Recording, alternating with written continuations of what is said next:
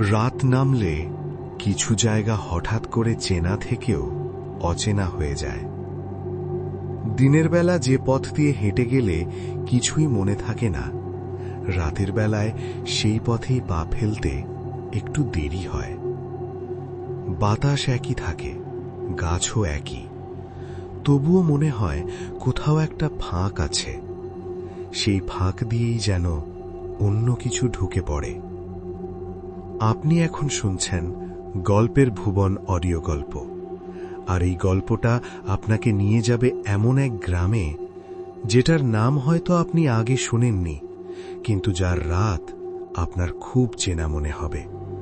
কারণ এই গ্রামের অন্ধকার ঠিক সেই অন্ধকারের মতো যেটা আমাদের সবার স্মৃতির ভেতরে লুকিয়ে থাকে, যেখানে কিছু ভুল চাপা পড়ে আছে কিন্তু মুছে যায়নি। উত্তরবঙ্গের একেবারে শেষ প্রান্তে ছোট্ট একটা গ্রাম, কালদহ। মানচিত্রে চোখ রাখলে নামটা প্রায় হারিয়ে যায়। চারদিকে ধান ক্ষেত, আর গ্রামের মাঝখানে একটা বিশাল বিল। বিলটার পানি সারা বছর একরকম থাকে না। বর্ষায় গাঢ় কালচে, শীতে ধূসর আর ভারী। গ্রামের বয়স্করা বলে এই বিলে শুধু পানি ওঠানামা করে না, সময় হলে পুরনো স্মৃতিও ভেসে ওঠে, যেগুলোর কথা কেউ আর মনে করতে চায় না। এই গল্পটা আমার বড় মামার। ঘটনাটা 1992 সালের। তখন আমি খুব ছোট ছিলাম, অনেক কিছু বুঝতাম না। কিন্তু মামার চোখে যে ভয়টা আমি বড় হয়ে দেখেছি, সেটা কোনো গল্পের ভয় ছিল না। সেটা ছিল এমন এক ভয় যেটা মানুষ কথা না বললেও বুঝে ফেলে। মামার মাছ ধরার নেশা ছিল, অদ্ভুত নেশা। দিনের আলোতে নয়, রাতে। তিনি বলতেন, রাতের পানিতে মাছের মন বদলে যায়। সেদিন ছিল অমাবস্যা। আকাশে এক ফোঁটা আলো নেই। গ্রামের কয়েকজন বয়স্ক মানুষ বারবার মানা করেছিলেন, শ্মশানের পাশের বিলে রাতে যেও না,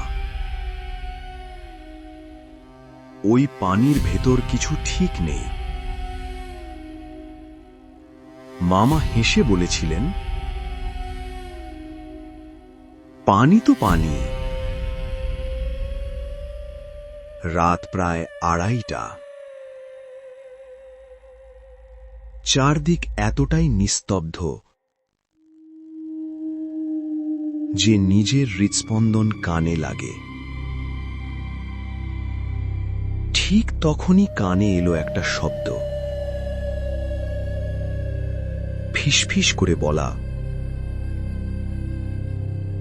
ওগুলো আমার, আমাকে ফিরিয়ে দে।